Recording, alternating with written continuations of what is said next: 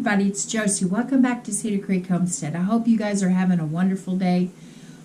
Since last time I talked to you guys, we did get baby Rowdy home and he's settled in.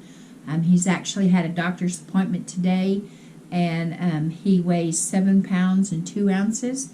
He's gotten a little bit longer. He's now 19 inches long. The doctor said he's just a little bit under weight for that percentile chart thing that they do, but that they felt like he would catch up just fine. He's doing well. He's settled in here. He's definitely an eater. He likes his milk, and little Howie isn't still not 100% sure about him yet. If Daddy's holding both of them, Howie will turn away.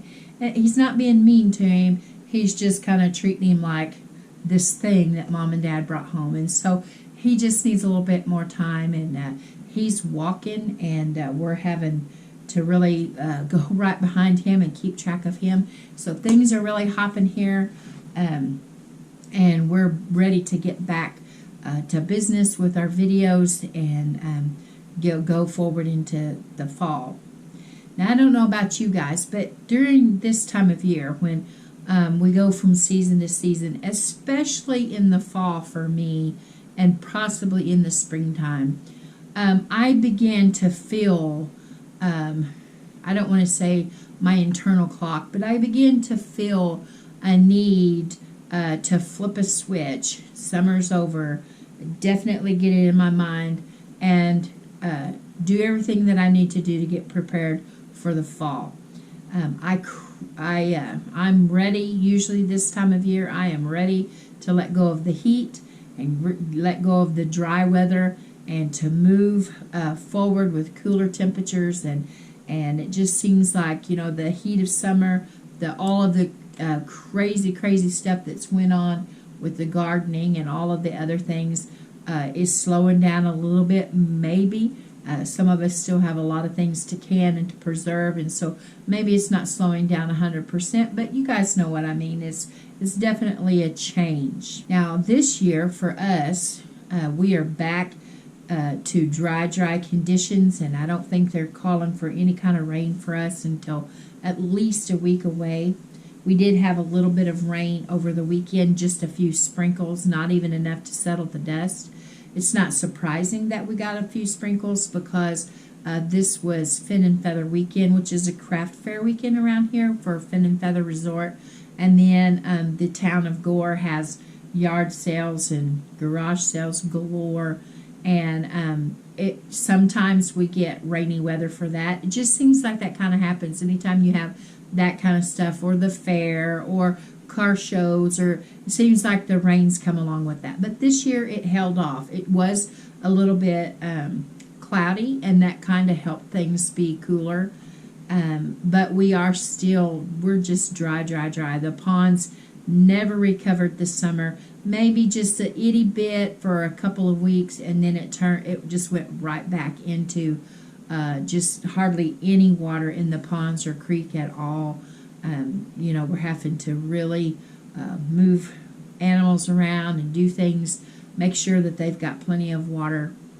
And so we're looking forward. Most of the time, the rains return, and we get a lot of fall rains, and we're looking for that. We're hoping for that, get those ponds filled back up and get the creek running. But that also means that we have a bigger chance for thunderstorms, not just in the spring here, but in the fall as well.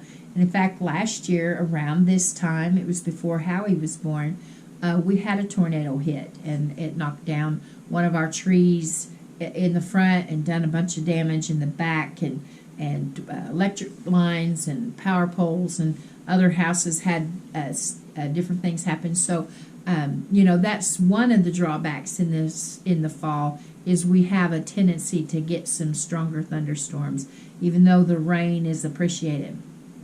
But with it being so hot and dry this summer, we've had another problem that has really come to the forefront for us, and it's ants. I don't know if you guys have had trouble with ants, but it seems like everybody around here has had trouble just not just outside in their gardens and in their flower beds, but also trying to get in your houses too. I know that we've had trouble, and Tex and Terry has had trouble. And I went to get ready for bed the other night, and I was in my bathroom, and I looked up around the trim around the ceiling. There was just gobs and gobs of little black ants. I would say hundreds and hundreds, maybe even thousands, I don't know, of ants. And so I hollered for Blade.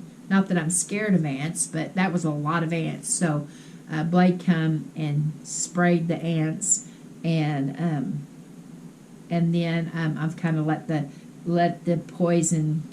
We hated to spray, but we had to let that set for a while and see if we don't take care of it. I don't really know what's going on. Just an incredible amount of ants in the house. And then in the gardens, I got ate up I don't know how many times this summer. All around my ankles, they make those little blisters. And Tex cutting the okra the other day, he reached in to cut, and they got him between his fingers. And they're vicious little boogers. And they were walking yesterday. He has to walk and get a daily walk-in for his recovery from his heart surgery. And going all the way from my property out across the dirt road into the woods were 3 different trails just there together. And Pop said that they kind of crossed each other a little bit. Just solid trails of ants. And so we have got some big ant problems here. And hopefully that all gets better. I don't know that they'll go away with the winter because they nest underground and under wood and all kinds of things. And so I don't know if it's going to be better, and they won't be so bad next year. I don't know if they were caused by the drought. I really don't know what happened. Have never really had that big of an ant problem before, but boy, have I got one this time. So anyway, though I've thought about the ants and I thought about the grasshoppers, and of course we've talked about them here on this channel before, the story about the ants and the grasshoppers and how the ants work, feverishly through the summertime and the fall, making preparations while the grasshoppers played. We've talked about all that. I can't help but think about the ants and how they were so industrious and how they had this inner drive to make sure that all of these things were done as they were looking towards the wintertime and providing for their ant colony. This thing that was inside of them that seemed to drive them. Well, I thought about that, and although I don't like ants, I thought, I kind of feel a little bit of that this year. I feel an urgency. Not necessarily an urgency that I'm fearful and worried that I haven't prepared enough. I'm not that, but that I need to continue to prepare. That I don't think that we ever get to a place where we say, we can stop. I think we have to continuously work. And that means, even if your garden didn't produce. Mine produced well on some things, other things not so much. But then we went through the drought, and we've had people in the hospital for 3 weeks constant, and just, one thing after another. But you have to keep working regardless of that. And so I know that for my family and what my family likes to eat and enjoy, I know that I need to put up more onions. I need to have onions in the freezer. I need to make some more caramelized onions. I need to make some onion powder and some chopped onions and have those things on the ready. I know I need to put up some more potatoes in whatever capacity that my family likes them. I want to get some more apples put away and some more pears put away. And that's going to require me going outside of what I have grown myself, because my apple trees are just young. My big apple tree died, and so I've got fresh, young, new apple trees that are just 1 or 2 years old, and they haven't produced yet. So I'm going to have to purchase apples. I'm going to have to purchase onions, because my onion crop this year with the drought just petered out. It didn't do anything. And so I know there's things that I want to add to my preparations just to make sure that we've got stuff through the winter time that we can pull off of the shelves and keep us out of the fray and keep us from, being worried and fretting. I just feel the necessity to make things as simple as possible. We've got both the babies here and, all of the craziness that's going on. I just feel in my spirit that to do everything that I can right now while I'm able to, so that whatever's coming down the road, whether it's weather or other things, we can kind of breathe a little bit, have a little breathing room, have a little room to let go of some of the stress. Stress is a killer in this country, and it's not always just your diet. What diet is probably one of the most important things: eating right, getting your extra weight off. Talking to myself, others too, but getting rid of some of the stress. Stress is a killer, and we have to, shirk those things. Get rid of those things that don't matter, the things that cause us to stress and worry and fray. But back to what I was saying. Here a week or so ago, or maybe 2 weeks now, when I was at Ronald McDonald House with baby Howie and Cheyenne and going back and forth to the hospital for baby Rowdy, I began to feel the need, even though I was needed there at the hospital, or at least at the Ronald McDonald House. I began to feel this need, this pulling, that I needed to be home and I needed to be working. And of course the Lord blessed and moved, and little Rowdy started making great strides in his health, and we were all able to come home and the kids get back into a routine with Howie and with the new baby Rowdy. And once I was here, I still kept feeling this thing, I really can't describe it to you. I know what it was, but I don't have the words to describe it. And it happens to me every year. What we do here, and I've showed them to you before, is every summer I put out the coolaroo shades because my house faces the west over here. And I don't have a porch built across the front of my house. I do have maple trees and an oak tree that are growing and getting taller and taller, but they don't shade everything. And you can literally feel the heat baking through my windows in the afternoon. So Howie invested in the coolaroo shades. I'm not associated with them, but I have showed them to you before. And there's other brands as well. And Howie just ordered his off of Amazon. And all of our windows on the west, and we have one window on the south, all of those in the springtime when it starts being warm in the day, in late spring, we roll those blinds down. And we keep them down all summer long. We don't raise them at all. Now, it makes it dark inside of the house, but it gives you a sense of coolness, and we have the air conditions going, of course, and fans going, but that helps to make things feel a little bit cooler. But I can tell every year within myself when it's time to get those blinds raised and get some sunshine in here. I get some light in here. And I am fair complected and I'm redheaded. Now, a lot of people can't tell, and I will say that I'm a lot gray-headed now. But in my younger years, I was redheaded. And when I'm out in the sunshine, sometimes you can still tell that I'm redheaded, but it's getting darker and part gray, and you can't really tell as much. But because of that, I tend to be one that my vitamin D doesn't stay at good levels. And there's been several times now when I get my blood work done every so often, because I have to watch my sugar, they'll call me back and say, well, we've called you in a prescription because your vitamin D is off, and I have to take super amounts of vitamin D to get it to stay at a good level. I really need to find a good vitamin D. If anybody knows one that's good that I could take on the daily, that would help me to keep my vitamin D levels up, just share it with me if you don't mind. And I'll check it out and see if it's something that I could add to my daily regimen. But nonetheless, I had this urgency, this sense of get those blinds open and get the sunlight in. And I thought about that. I thought, isn't God so good that He builds within us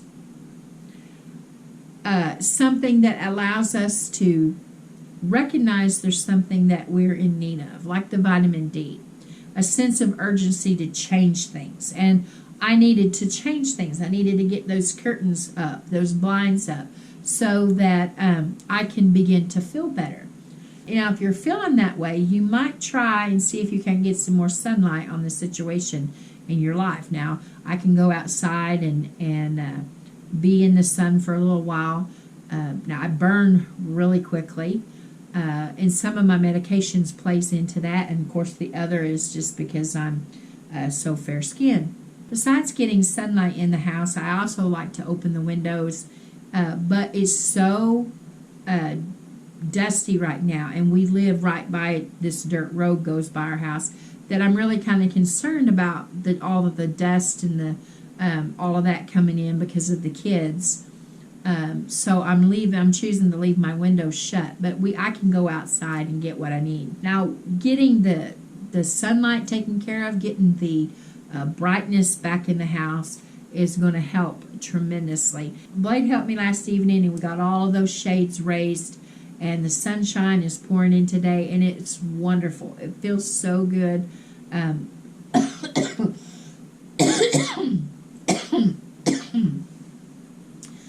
It's still warm here a little bit, mostly cooler weather, and we're thankful for that, cooler in the mornings. Now, when I say cooler, I'm talking about the high temperatures in the 80s, and that is still really warm, but not like we were having, and so we will gladly take the 80s.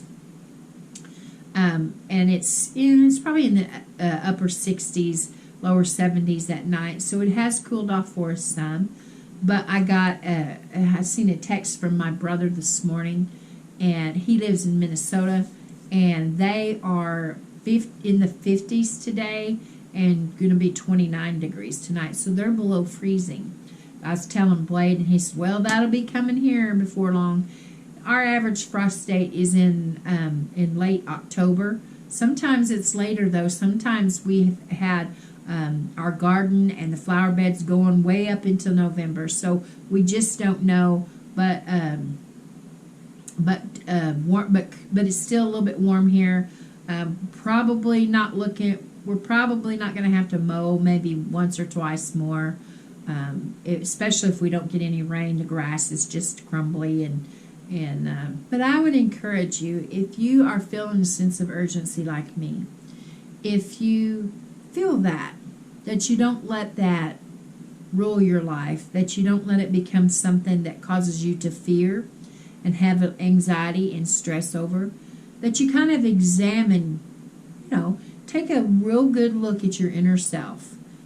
Ask yourself some questions. Now, you might not want to do that in public where everybody is thinking there's something wrong with you because you're talking to yourself, but have a good talk with yourself and ask yourself some questions. Ponder on why you think you might feel an urgency.